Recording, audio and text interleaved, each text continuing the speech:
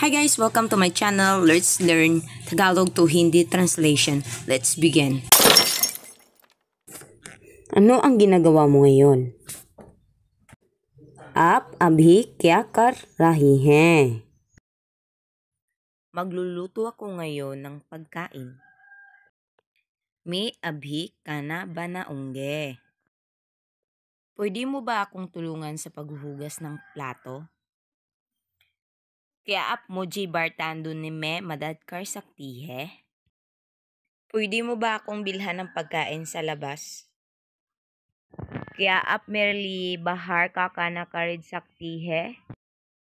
Anong pagkain ba ang gusto mo? आपको क्या खाना पसंद है? Pagkatapos mong matulog, tupiin mo ang iyong higaan. सोने के बाद अपना बिस्तर मुडलिन.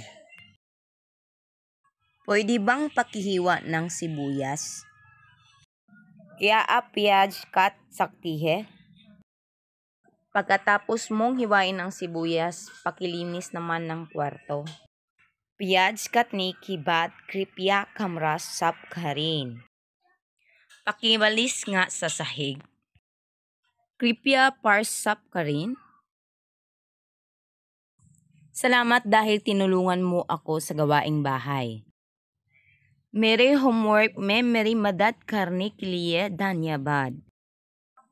Thanks for watching. Don't forget to like and subscribe for my channel.